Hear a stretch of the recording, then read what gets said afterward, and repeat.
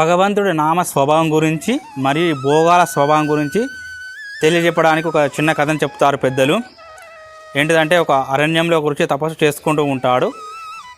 ఆ ఋషి ఆశ్రమంలో ఎలుకలు తిరుగుతూ ఉంటాయి కదా. ఒక ఎలుకపై ఆ ఋషికి దయ కలిగి ఆ ఎలుకను ఒక అపూర్వమైన కన్యగా మారుస్తాడు. ఆ కన్యకు వివాహం చేయవలసి వచ్చినప్పుడు సూర్యభగవాన్ని ఆహ్వానిస్తాడు ఆ ఋషి మొదట.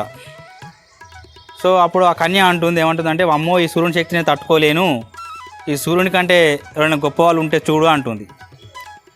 అప్పుడు ఋషి అనుకుంటాడు, సూర్యుని కంటే గొప్ప వాళ్ళు ఎవరంటే ఈ మేఘము సూర్యుని కప్పివేస్తుంది కాబట్టి, మేఘం గొప్పది కాబట్టి మేఘదేవుని ఆహ్వానిస్తాడు. అప్పుడు ఆ కన్య అంటుంది, అమ్మో, ఈ మేఘం నల్లగా ఉంది, నేను చేసుకోనంటే ఇతని కంటే గొప్ప వాళ్ళు ఉంటే చూడంటే, ఆ ఋషి అనుకుంటాడు, మరి మేఘాన్ని అయితే వాయుదేవుడు చెలింపజేస్తాడు కాబట్టి వాయుదేవుడు గొప్ప అనుకుంటాడు ఋషి. వాయుదేవుని ఆహ్వానిస్తాడు.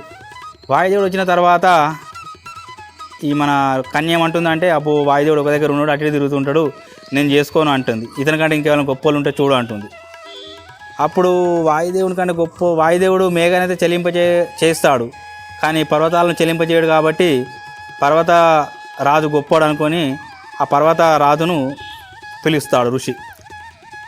అప్పుడు ఆ పర్వతరాజు అంటాడు, మరి నేను వాయుదేవుని వల్ల చెలించలేకపోవచ్చు, కానీ నన్నైతే ఎలుకలు మాత్రం కొట్టగలుగుతాయి, రాళ్ళల్లో ఆ తవ్వగలుగుతాయి, రాళ్ళకు సందు చేయగలుగుతాయి, కాబట్టి మరి ఎలుకలు నాకంటే గొప్ప అనే పర్వతరాజు అంటాడు. ఇవంతే ఎవరితో అంటాడు? ఋషితో అంటాడు. అప్పుడు ఆ ఋషి ఏం చేయాలంటే చివరికి ఎలుకని తీసుకొస్తాడు. ఎలుకను చూడగానే ఈ ఎలుక రూపంలో ఉన్న కన్య ఇంతవరకు సూర్యుడు వచ్చినప్పుడు, వాయుదేవుడు వచ్చినప్పుడు, మేఘం వచ్చినప్పుడు కనబడని ఆనందము ఆ ముఖంలో ఈ ఎలుకను చూడగానే ఎగిరి గంతులేసి నేను ఎలుకనే చేసుకుంటా అని అంటుంది ఆ కన్య. అంటే స్వభావం. ఈ భోగాల స్వభావం ఏంటంటే మనిషిని దుఃఖంలోకి లాగించి మనిషిని మనిషి జీవితాన్ని అశాంతికి గురి చేస్తాయి. అదే భగవంతు నామం అలా కాదు. భగవంతు నామ స్వభావం ఏంటిదంటే మనిషిని ఉత్కృష్ట స్థితికి తీసుకెళ్ళి అతనికి శ్రేయస్సు, ఆనంద మార్గాన్ని సూచిస్తుంది. అందుకే భగవంతుడు నామ స్వభావము చాలా గొప్పది.